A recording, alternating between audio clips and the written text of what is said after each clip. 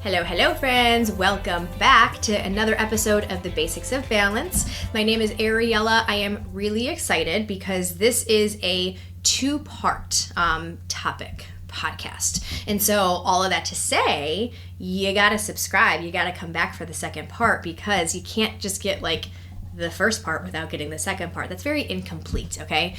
We're talking about measuring progress. And so today I'm talking about how to measure progress, looking at things like the scale, pictures, measurements, but also looking at things like biofeedback, okay? Trying to learn what's going on underneath the surface. And so next week we're going to be talking about, or the next episode we're going to be talking about what factors affect those progress markers, okay? So what factors affect this scale? What factors affect your ability to lose fat? What factors affect digestion, biofeedback, things like that, okay? And before we get into how to measure or monitor progress, it's obviously important to understand that measuring progress is going to look different depending on what goal we are chasing, okay? But that might be obvious to you, but this might not be obvious to you because it's not obvious to a lot of people. There is a difference, for example, between fat loss and weight loss, okay? We chase either of those goals in a very similar way, being to reach either of those goals, you have to be in a caloric deficit, right? That means that you have to be eating less food than your body needs to survive, right? To maintain homeostasis in an effort to lose weight, in an effort to lose fat, right? However, those are not the same goal because oftentimes when I'm working with somebody, they tell me they have a goal to lose weight, but really what they're after is they are trying to change their body composition. They are trying to be toned, right? They are trying to lose weight, or I should say, lose fat in a specific area. So whether that's, hey, I want to tone my arms, or I have bat wings, or hey, how do I get rid of my pooch in my stomach, right? That is fat loss. That is not weight loss, right? And you can lose weight when you're chasing fat loss, but the thing is that oftentimes when we are losing fat, the scale is not necessarily going to change as quickly as if we were just simply chasing fat loss. And the reason is when we are chasing something like I just confused myself. The scale is not going to move as fast as if we are only chasing something like weight loss. That's what I meant to say. And the reason is when we are chasing fat loss, we are also incorporating strength training, okay? And strength training inherently requires our body to almost think about it as retaining water. It's storing glycogen in your muscles, but that glycogen is going to show up on the scale, right?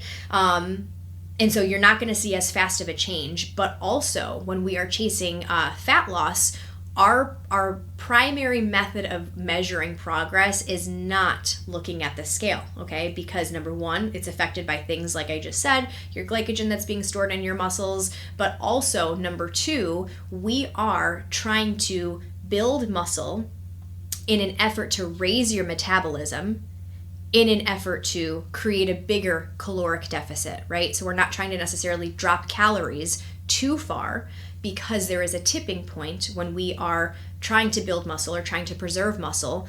Muscle cannot be built or preserved unless we're eating enough food. And if we're in a deficit, well, we got to be really careful with how deep of a deficit we go. You know what I mean? Because when our metabolism is higher based on how much muscle we have, we are in a prime position to lose fat. That might not always translate to this scale. Probably way too much of an in-depth explanation than you needed or wanted. But I just think that it's important to essentially start out this topic with kind of that explanation, okay? So that you understand, okay, hey, of course it makes sense that we have to know what goal we're chasing to know how we're measuring it, but things like that. You know what I mean? Things like that. It's super common when I'm working with a client and we reach their goal weight, but they are not necessarily as happy as they thought they would be with their appearance because, we didn't prioritize protein as much as, someone try to encourage them to do. And we didn't prioritize strength training as much as someone tried to encourage them to do. You know what I mean? So I think it's important, like, what are we chasing, and understand how to measure, how to monitor that progress based on what we're chasing, okay? And so today we're going to talk about, there are 3 different metrics in how I use to monitor your physical progress, right?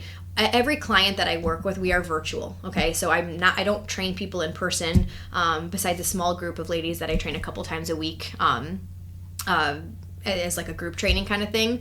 But the majority of people that I train is virtual. And so obviously it's going to be really important for me to still have a pulse on like how they are progressing. And I can't just rely on the scale. The scale tells a part of the story, but it doesn't tell the whole story. And of course, the scale is not as important depending on what goal they're chasing, right? And so I also want to talk about biofeedback, okay? Biofeedback is essentially your body talking to you, okay? And when your body is out of whack, it's going to affect your physical progress, okay? When let's say, for example, digestion is out of whack, if you are bloated, if you are gassy, well, why do you not think that bloat and gas is going to show up on the scale, right? So you can be doing all the right things, but if the scale is showing fluctuations, like spikes that you see, and if your scale is also moving in the wrong direction, or, things like that, that's a cue to us that it's not necessarily an issue with you and your adherence and your compliance. And we don't necessarily look at the scale if something like that happens and say, oh, drop more calories, right? Instead, we look at the scale to say, why is your scale moving in the wrong direction? Why is your scale fluctuating, right? Because ideally, obviously, if we are, let's say trying to chase fat loss or weight loss, we are expecting a downward trend. Those fluctuations are going to happen regardless. There's nothing you can do about that. But those fluctuations are what's telling us what your body is saying, okay? And the more that we can try to be in tune with what your body is saying, the more that we are chasing and reaching your goals from a healthy place and not necessarily sacrificing your overall health to just simply see what we want to see, okay? Oftentimes, the reason I say that is oftentimes, female specifically, we have been, I don't want to say raised, but we have grown up with diet culture essentially telling us that your smallest self is your happiest, your healthiest. And so we are constantly in a state of yo-yo dieting and feeling bad for eating carbs and, prioritizing cardio and just choices that I don't even know if we realize that we make so much because it's so second nature.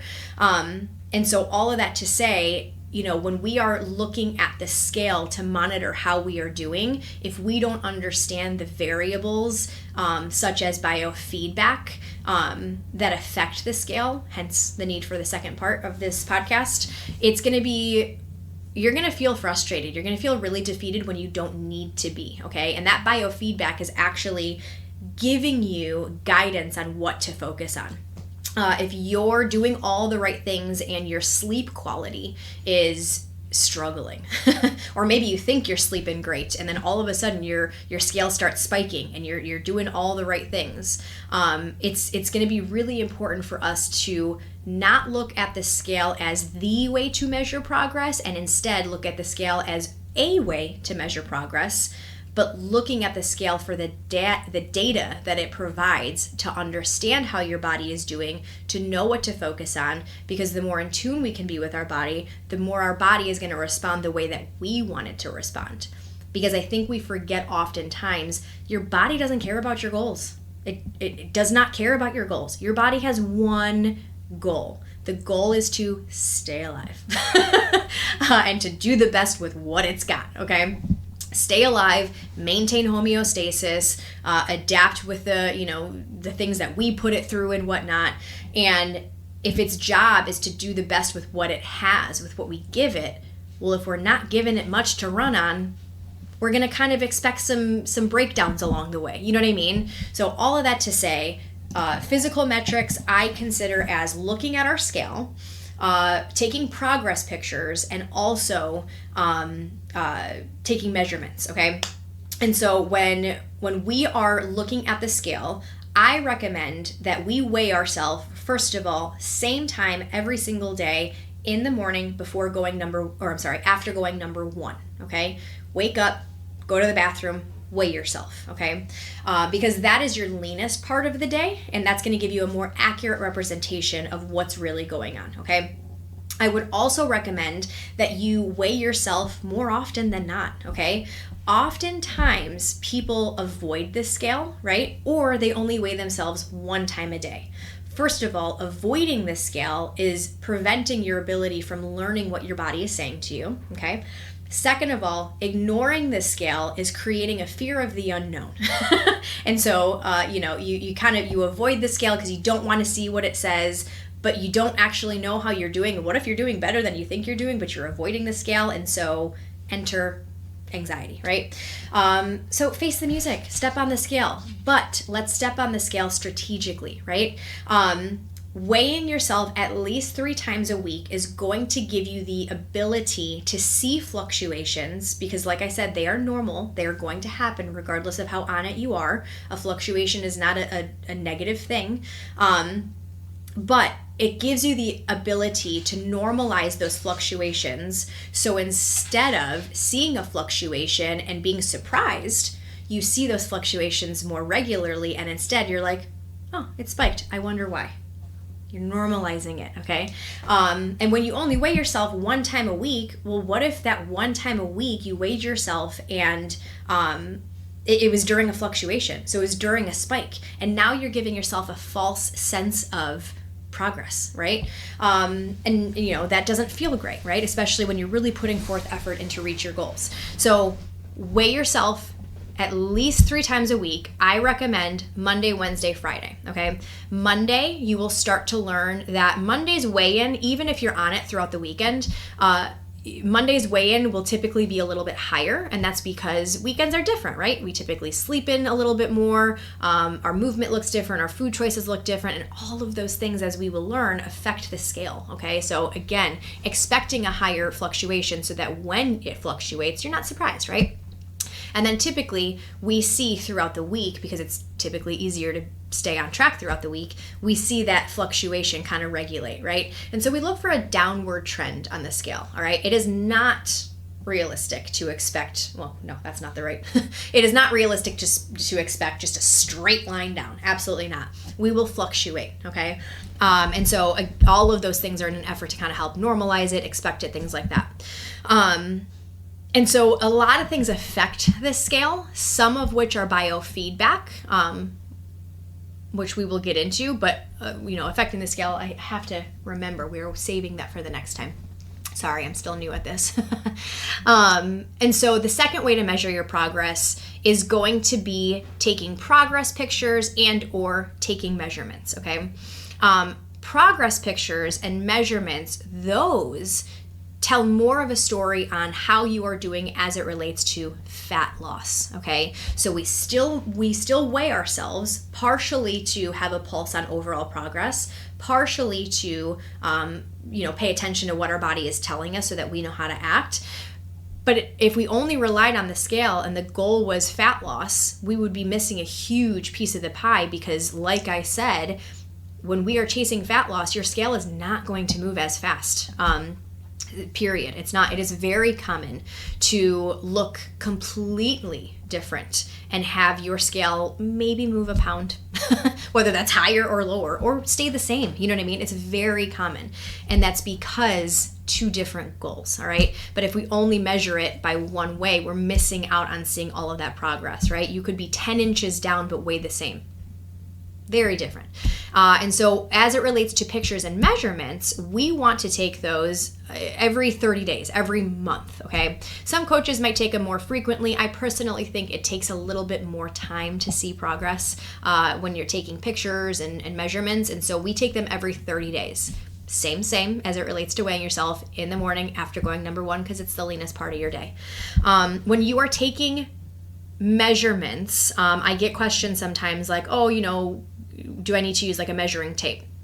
I mean, that's going to be the most accurate. I have had people use an actual construction tape before, and I would say whatever you're using the first time, stick with it, because whatever that method is that we are measuring, as long as it's consistent, we're good to go, okay? There are many different ways to take measurements, I specifically focus on 3 for the majority of people. If our goal is to build muscle, specifically build muscle in a specific area, right? Like if females, if we're trying to build our lower body, we're going to take more measurements on lower body. Males, if we are, trying to build our upper body, we're going to take more measurements on our upper body, right?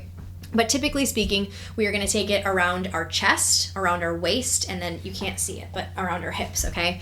And so when we are taking measurements, it's around the largest part of your chest. And your waist, it's around the smallest part of your waist, usually like around the umbilical area. And then around your hips, it's usually around the largest part, right? So usually around your glutes, kind of right in alignment with like your pubic bone, if you will, okay? And so taking those every 30 days, similarly with your progress pictures, all right? Your progress pictures, we take them with the same outfit, because different outfits, like if you are wearing leggings and you have high-waisted versus low-waisted, that's going to matter, right? And progress pictures are also something that is, you have to feel comfortable in what you're wearing. You know what I mean?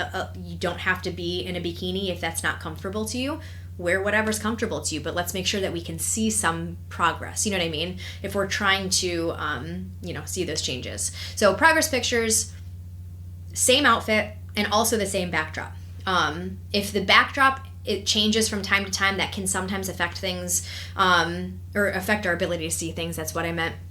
And also we want to make sure that the backdrop, or not the backdrop, but we don't want to be taking selfies as like in the mirror, okay? Because that's going to change lighting, angles, there's a lot of variables. And so we want to take them, with the same backdrop, with the same outfit. And oftentimes we can take progress pictures by just recording ourselves, like on the selfie screen of our phone. Just record yourself and then take screenshots. You know what I mean? And those are your progress pictures. That's the easiest way to do it. And if it's on selfie, you can kind of see what you're doing. And we want to take kind of a 360 with the progress pictures, okay? So first of all is we're going to face the camera, making sure that the camera is not coming from above, not coming from below. These things really do matter, okay? So taking the camera from straight on, looking at it straight on, then you're gonna go ahead and you're gonna turn to your left and your arms come out like a zombie, okay? Like that, arms come out like a zombie. Then you're gonna turn around to your back and then you're gonna do the same thing on the next side, okay? And so we wanna kind of get a full 360 on what all of that looks like. And so those are essentially your physical metrics for the most part. There are obviously many ways to measure your physical progress, but those specifically are what I have found really show you the most change and the most bang for your time and things like that, right? But again, like I said, depending on the goal, I know I've been talking a lot about fat loss and weight loss, and I don't like that it's kind of steered to that, but in the effort of just this conversation, it is very common that, when we are chasing a fat loss goal, your scale might stay the same, but like I said, you lose 10 inches. Hey, that's progress. But if you never took those measurements, if you never took those pictures to see that, hey, my back looks different, you're robbing yourself of feeling like so proud of what you worked for. You know what I mean? Super, super common. So all of that to say, those are physical metrics, but biofeedback, I really like to connect biofeedback to what your scale is saying. So kind of connecting the two, right? We can't have one without the other. You know what I mean? Your biofeedback is things such as if your digestion is off, you're going to see that on the scale. And not only are you going to see that on the scale because, hey, if you're bloated, why would that not show up on the scale? If you're bloated, your measurements are also going to be affected. Your progress pictures are going to be affected, right? So a biofeedback, being bloated, bloat is not normal. Gas is not normal. It is common, but it is not normal. That means something is off, okay? And if we ignore something being off, like I used to when I was younger, just thinking it was normal, we are going to dig ourselves into a deeper hole, okay? And so when we experience gas and bloating and digestive issues, that is a negative biofeedback response. We see it on the scale. So even if we're doing all of the right things, if we see the scale spike and a client reaches out to me and they're like, oh my gosh, what's going on? And I ask them about their digestion and they say, I haven't gone to the bathroom in a week. Well, now I know why your scale fluctuated. Hey, let's focus on fiber. Let's focus on steps. Let's focus on staying hydrated. You know what I mean? Like it allows us to shift our focus away from what bad did you do and more into a place of, okay, what does this mean? You know what I mean? Trying to identify the data that the scale is providing, right? So digestion is a biofeedback marker, okay? We want to not expect gas and bloating, like I said. Oftentimes, gas and bloating are symptoms that we ate something that our body doesn't love, okay? A very common example would be protein shakes. How many times does somebody have a protein shake and they let something out and you're like, oh my goodness gracious, or broccoli, right? Gas and bloating, like I said, are indicative of you ate something that your body cannot process. And if you have an issue with a protein shake, don't write off all protein powder. All protein powder is not created equal, first of all, okay? So don't write off all of it. Just that specific one your body might not love, all right? It is also very, very, very common that we eat things that are healthy, but that are not healthy for us, okay? For example, when I learned about my digestive issues, I was eating a lot of healthy things, but a lot of those healthy things were causing my digestive issues. So things like, and this might sound weird to you, but things like I couldn't have onions, I couldn't have garlic. So imagine going out to a restaurant, guys. Yeah. I couldn't have onions, I couldn't have garlic. Carrots, absolutely not. Broccoli and cauliflower, off limits completely. Cabbage, don't even come close to me. You know what I mean? Bananas, that's hit or miss for me at this point. So point being, I'm not going to obviously run down the laundry list, but there are foods that we eat that are healthy, right? That are we know as healthy, but are not necessarily healthy for us, okay? So understanding, paying attention to, man, when I eat this, I'm really gassy. Bingo, that's a sign. Your body doesn't love it. Let's remove it. Let's find something else. You know what I mean? And that bloating and gas is showing up on this scale. It's showing up in those measurements. Very related to progress, right? Another thing as it relates to biofeedback is your energy. If your energy is tanking, that is a problem. You should not have to rely on coffee or energy drinks throughout the entire day. When you are dieting, when you are in a deficit, you are not going to feel as energized because we are not eating as much food. Food is our body's way that it gets energy. And carbs specifically are our body's preferred type of energy, okay? It will use whatever we give it for energy, but carbs are its primary source. Fat is another source of energy. But all of that to say, if you are in a deficit, you should expect to not feel as energized, but you shouldn't be like lethargic. You shouldn't be like fatigued falling asleep. And if you are, something is off. And more than likely, you're just simply not eating enough, okay? Assuming you're sleeping enough, okay? First of all, I should have started with that. Assuming you are sleeping enough, you should not be feeling like you are tanking, okay? If you are tanking, we want to look at how much are you eating, and of what you're eating, what does that look like, okay? If you are feeling like ridiculously tired, we want to look at how much are you exercising? Are you overtraining? Are you not giving yourself rest days and your body is just struggling to keep up? You see what I'm saying? So we look at feeling tired, assuming that we are getting good sleep, of course, as a positive or a negative. If we feel good, cool, life is good. If we don't feel good, something is off. And when our body is struggling, if we don't have energy, if something is off, why would we not expect to see something off on this scale, okay? Another biofeedback marker will be hunger, okay? Typically speaking, we should feel pretty satisfied, okay? If we are uncomfortably full and we are feeling stuffed, that's not normal. That's the exception to the rule, right? Something is off. That would be a negative biofeedback marker. Feeling satisfied for the majority of the time, that would be a positive, right? When you are in a deficit, we are intentionally not eating enough so that we can see those physical changes, right? And so we expect hunger to a certain degree. However, it should never cross the threshold of uncomfortable, okay? And I shouldn't say never. There are situations such as when you first start a deficit, right? Your body has not acclimated to the reduction of calories, and so therefore there's an adjustment period. However, we want to make sure that we are doing as much as we can to overcome that hunger, because that hunger is normal. Hunger is our body's natural way of telling us it needs more. And so if you are struggling and dealing with extreme hunger, we want to look at things like, how is your sleep quality? You're going to notice a lot of themes, by the way. How is your sleep? How is your sleep quality? Because if we're not sleeping enough, if we're not getting good quality sleep, that is going to actually make you hungrier the next day. Your hunger hormones never have an opportunity to regulate, because that's one of the things that happens when we sleep. And so if our hunger hormones are off, we're going to be hungrier the next day. Well, first of all, that's going to affect your ability to stay in your deficit, right? We can only white knuckle it for so long. But also, second of all, that's a sign something is off, okay? You see what I'm saying? Another biofeedback marker. Oh, another thing I want to say about hunger.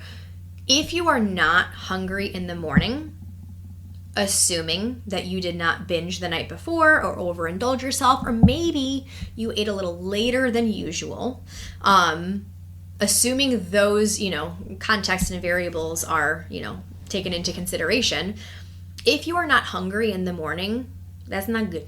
That's not a good sign. Not a good sign at all. I talk to some people sometimes, or sometimes I'm scrolling on social media and I'm reading comments, and it's almost like people look at not feeling hungry as a badge of honor, and that's not the case. Something is off if you're not hungry. Your body should be reminding you it needs food. It's emptied its storage and all of that stuff, and eating is not something that we should be fearing, right? We just need to kind of learn how to eat to help us, of course, feel our best, improve overall health, and things like that, right? And so if you're not hungry in the morning, that's not great. That's not something to be proud of. We want to kind of look into that and see, like, what is the reason for that? And so as it relates to biofeedback, those are some biofeedback markers. There are some things that affect your biofeedback, and that's something that, we'll get into in part 2. So, like, things like I was talking about as far as digestion is concerned, eating healthy foods that you think are healthy but not healthy for you, that's something that's going to affect your digestion.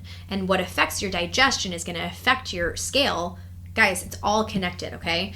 But the more that we can learn to pay attention to our biofeedback as more of a way of what our body is saying to us, the more in tune we're going to be with our body, and the more that we are going to be able to continue trying to reach our goals, showing up for ourselves in our journey without sacrificing our overall health. Oftentimes, I work with a lot of people who they have a history of yo-yo dieting, okay? Partially because we live in diet culture in America. Also partially, I predominantly work with females. And as females, we are, just really push this narrative of small, right? Small is happy, small is healthy, small is, accepted, all of those things. And so that kind of, pushes us into a headspace of trying to eat as little as you can. And like I said at the beginning of this episode, your body does not care about your goals. Your body cares about staying alive and doing the best with what it has. And if you don't give it a whole lot, well, then it's going to have to shut down certain systems. It's going to have to shut down certain processes, and it's going to start having a really hard time maintaining homeostasis because we're not giving it enough, right? Or we are working out too much, right? We're overtraining, and so we are preventing our body's ability to recover, and we see injuries and stuff like that, right? And so I think biofeedback is massively important. And understanding what different biofeedback markers there are can help us pay attention to how our body is doing within that biofeedback or within our goals, right? Excuse me. Another biofeedback that I forgot to mention that I'll probably regret not including into that segment is your workouts, getting stronger, okay?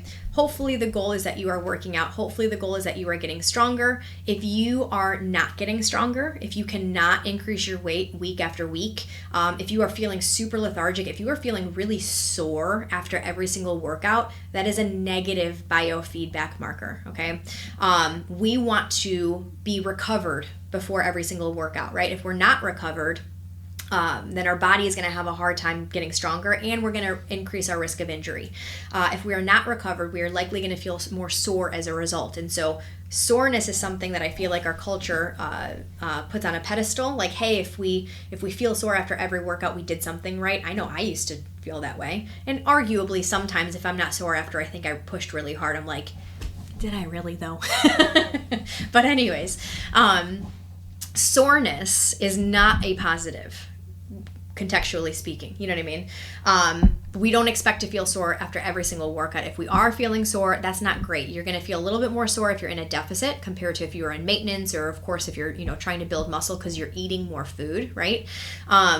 But if you are feeling sore, if you're feeling super lethargic, if you are not able to increase your weight, over time, that's a negative biofeedback marker as well, okay? And so all of these things affect our physical progress, but understanding how to use this information to know what to focus on, right? So like if we are having a positive biofeedback marker or a negative, what do we focus on? You know what I mean? That's, again, something that we're going to talk about in the next episode, but it very much is related, and you deserve to know, because a lot of times we look at things like the scale as the metric, the way to measure our progress. But guys, the scale tells more about like if you are going to the bathroom regularly than it tells about your progress. And we put so much focus and attention on the scale that if we don't even know how to use the scale, we don't even know what the scale is telling us, we're missing it.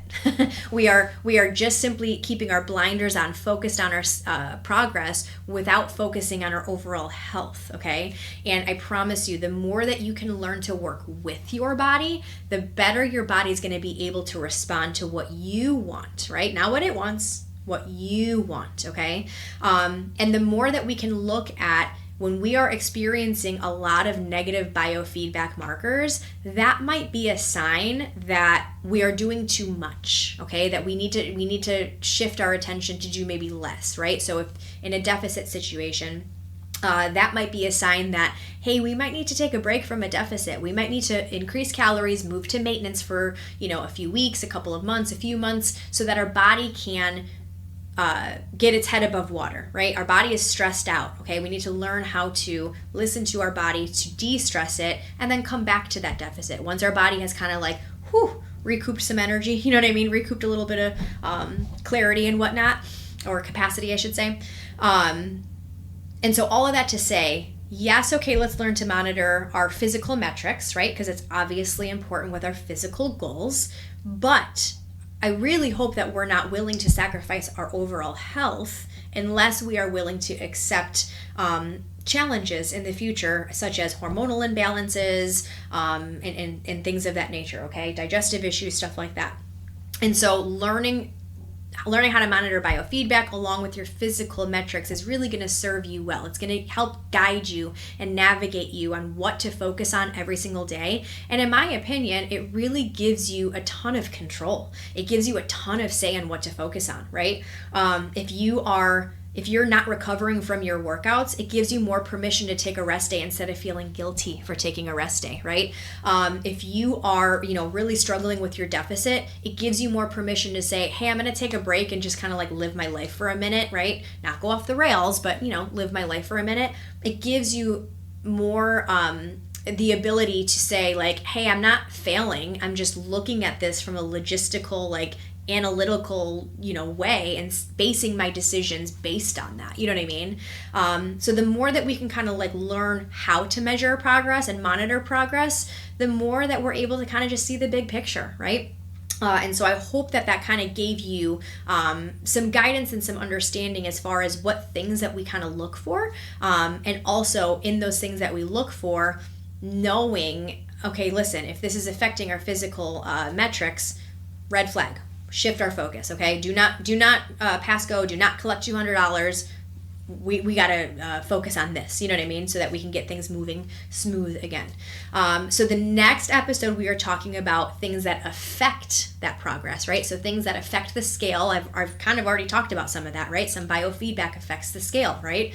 But things that also affect our biofeedback, okay? So understand how to measure, but then let's also have a conversation about variables and choices that we make that affect our body's overall health, that affect our body's biofeedback, all in an effort to continue to listen to our body, to be more in tune with our body, to know when to push more or to know when to pump the brakes, you know what I mean? Just to grow, right? Evolve and grow. So if there's anything that I said in this episode that has maybe sparked a question as far as your journey is concerned that I can help answer, clarify for you, I would love to hear from you. If you can't tell, I'm also kind of trying to find my footing as far as I don't only work with people that are trying to lose weight and trying to lose fat, but I feel like it's such a common conversation, it's such a common goal, that I feel like sometimes it kind of just always goes back to that. So even if it's something as far as like, hey, I'm trying to build muscle, hey, I'm trying to just maintain my weight, I'm just trying to improve my overall health, amazing, let's talk about it, right? Or if there's anything that I have said that you're like, hey, I'd like more information on that, could you do a topic on this, right? Love to hear it, all right? Fill out the form that's in the caption of this episode and of this show, and I will absolutely make sure that this is a helpful resource for you moving forward, okay? But thank you so much for spending the last few minutes with me. I hope this was helpful for you. Please do me a favor and subscribe if you haven't already. Please rate the show. It really, really helps me out, which also helps me spread the basics to those who need it the most. The more that we can kind of break these things down from a big macro level to micro level to understand, the better we're going to be able to show up for ourselves in our journey, okay? So thank you so much, and until next time, have a good rest of your day, guys.